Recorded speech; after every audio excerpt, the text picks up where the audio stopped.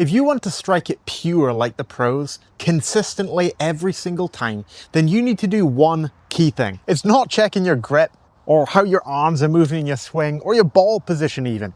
It's something far more important. You need instant feedback on every single shot as to where you're striking the ball in the club face. Now this probably seems obvious, but I walked down the driving range yesterday to get to my teaching studio and I did not see a single golfer doing anything that gave them any sort of feedback as to their strike.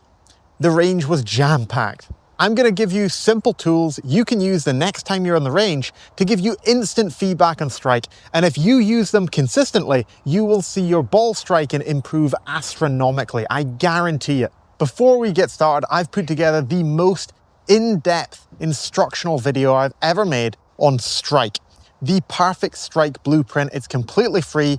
Grab it down in the link in the first pinned comment down below. Before we jump into these drills, let's talk about what perfect strike actually looks like. If you look at the club face here, when we're striking an iron with a ball off the ground, we want to strike it 3 grooves up from the bottom of the face here. 3 grooves is a perfect strike. Now, we want to hone in on this. So I'm going to take a marker pen and I'm going to draw a little dot here directly in the middle of the face, 3 grooves up. And we're going to use this as our marker point for a perfect strike. 3 grooves up from the center of the face. Now grab a can of dry shampoo and spray it generously on the club face. It'll take a second to dry, but once it dries, this is going to give us some of the best feedback you can get around strike. After we hit each ball, we're going to look very closely at the club face here. Now, if we see that the center of the ball, when it leaves an impression in the club face here, is above that black dot, then we've probably hit the ground a little bit early before the golf ball because the club's gone too deep underneath the surface of the ground and we've chunked it. If we hit it below that 3rd groove, we've probably thinned it a bit. I'm going to see if I can find the center of the face here. There is absolutely no room for pretending on this one. That fell a little bit off the bottom of the club. Let's have a look. Let's dive in. So that was brilliant. So you'll see here that the center of the ball is around here, 2 grooves up. This is a really good one to have a look at. It's 2 grooves up and it's a little bit towards the toe. I actually felt the club just twist ever so slightly here. So that was definitely not a perfect strike. To be completely honest with you, it wasn't that bad. It didn't feel that horrendous. It would have been a decent shot. It's going to come out a little bit low. It's probably going to go a little bit to the right, but it wasn't that bad. It really wasn't. I'm going to try again and see if I can find it perfectly centered. Here we go. That was toey again, very toey. That was more toey than before.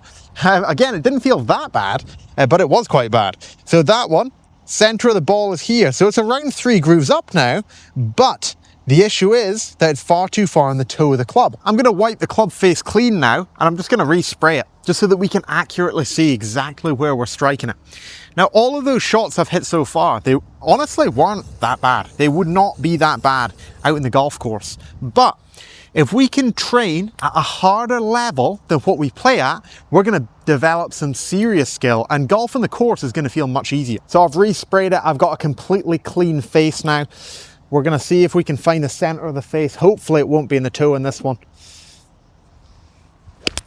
That felt much better, and it was. So if we have a little look here, I've got the center of the golf ball around 3 grooves up. If we're going to be critical here, it was ever so slightly in the heel end of the golf club. It was a little bit heely, but it's pretty good. The height's right, and it's maybe a couple of millimeters in the heel, but very, very good. The key to this drill is that after every single shot that you hit, I want you to try and listen very acutely for the actual contact with the ball and guess before you look at the face where you struck it in the face.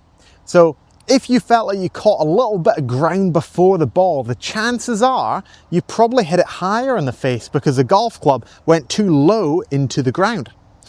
If you catch it a little bit thin, it's probably low in the face.